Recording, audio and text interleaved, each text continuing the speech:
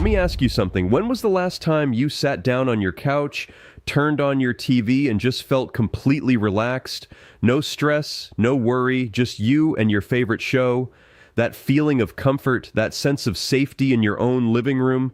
I need you to hold on to that for a second, because what I am about to tell you is going to change the way you look at that screen forever. And I am not saying that to be dramatic. I am saying it because it is true, it is documented, and it is happening to you right now as you read this. Your smart TV is spying on you, not in some distant future, not in a theoretical worst-case scenario that tech reporters like to write about.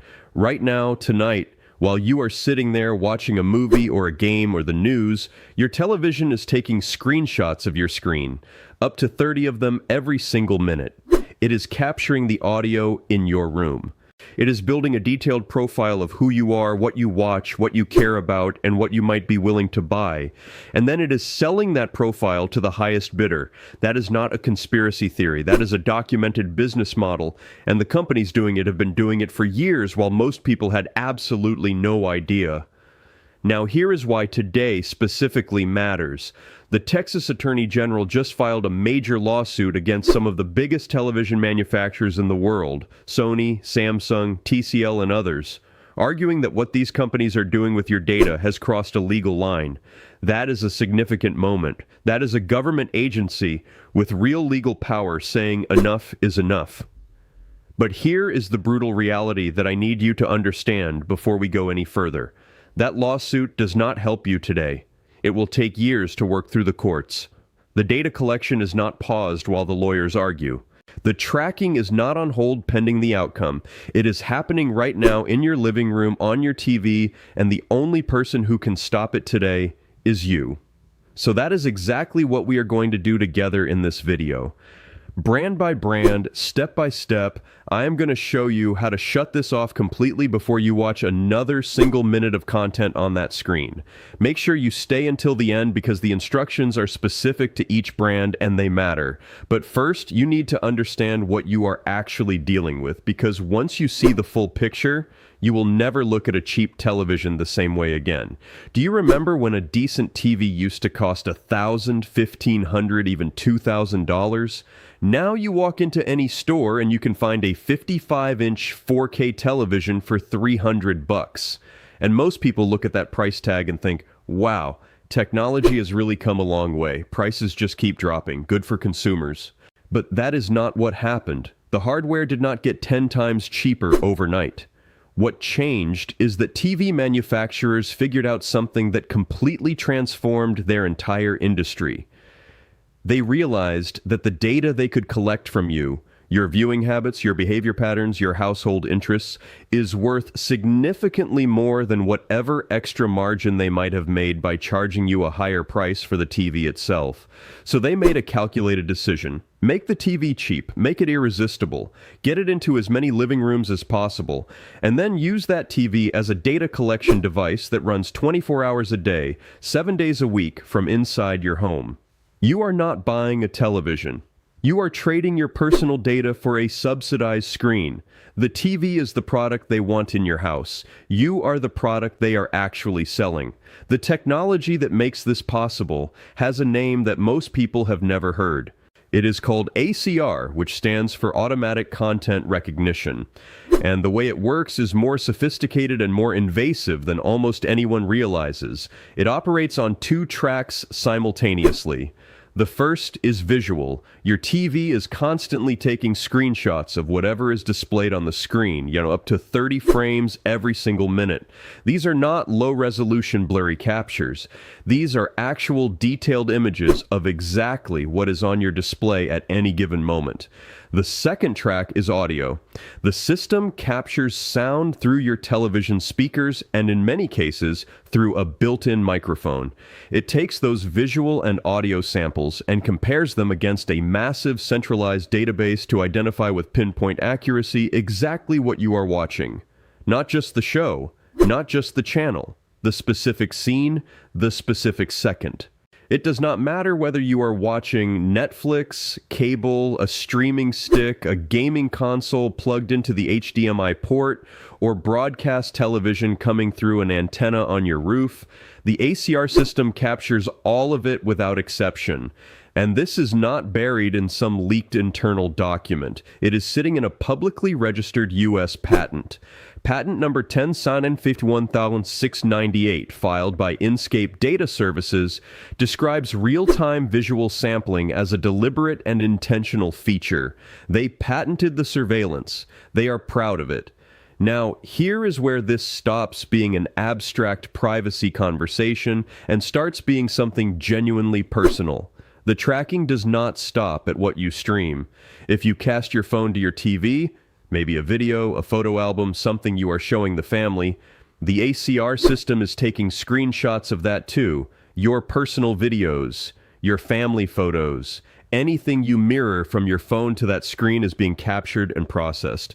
And it goes even further than that. If you have a security camera plugged into your TV to monitor your front door or your backyard, that camera feed can also be captured. Let that sink in for a moment. Your television could be taking screenshots of the inside of your own home, fed through your own security camera, and transmitting those images to a remote server somewhere. That data gets packaged, sorted, and sold. Advertisers buy it first, which is why you have probably noticed that whatever you watch on television has a strange habit of showing up as targeted ads on your phone and your laptop hours later. That is not a coincidence. That is the pipeline working exactly as designed. But the advertiser piece is honestly the least concerning part of this whole picture, because beyond advertisers, there are data brokers purchasing this information. There are third parties with their own agendas buying it.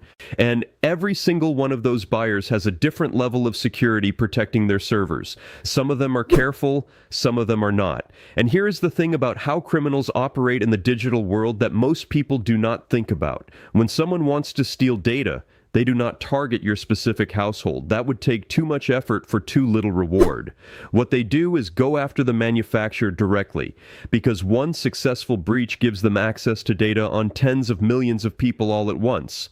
And if that data includes screenshots captured from millions of television screens across the country, including private things people cast from their phones, and if it includes IP addresses and device identifiers that can link those screenshots directly back to specific households and specific individuals, then a criminal has everything they need.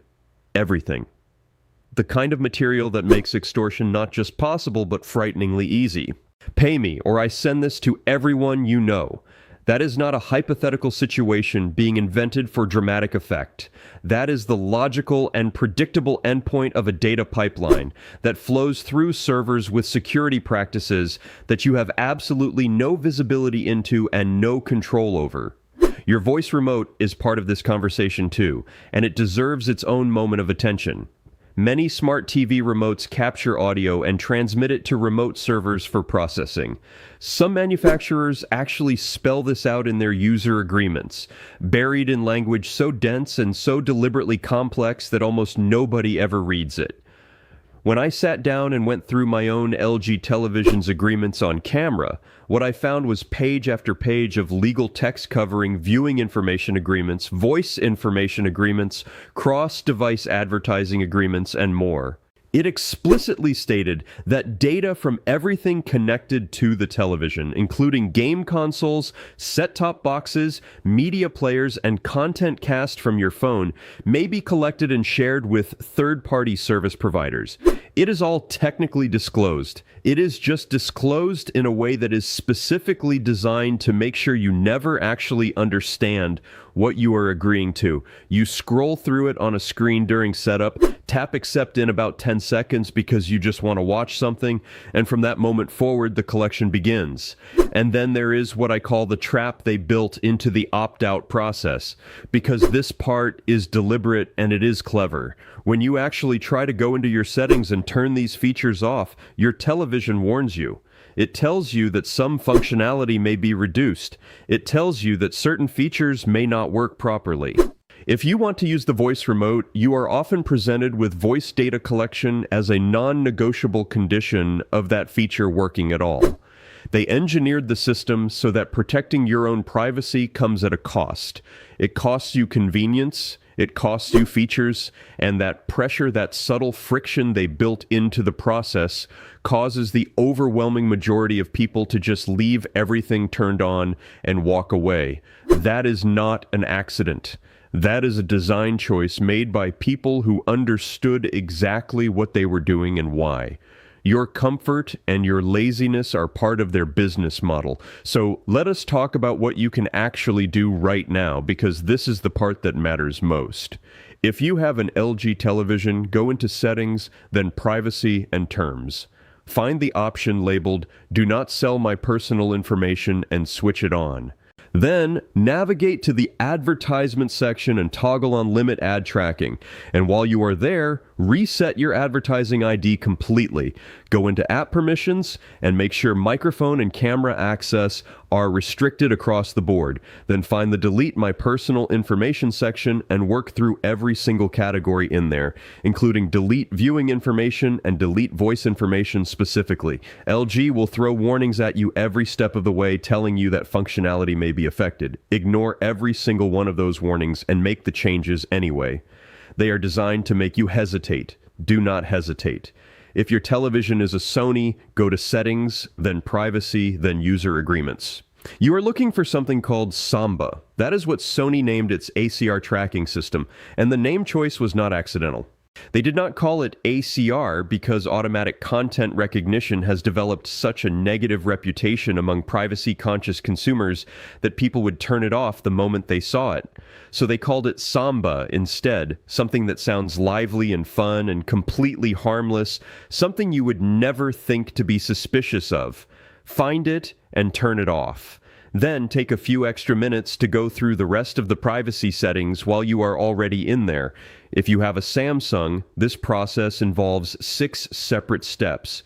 And the fact that it is 6 steps rather than 1 should tell you everything you need to know about how important this revenue stream is to the company. Go to Menu, then Settings, then All Settings, then General, then Privacy, then Terms and Privacy. You will find toggles for Smart TV, the U.S. Privacy Notice, Viewing Information Services, and interest-based advertising. Every single one of them will be switched on by default.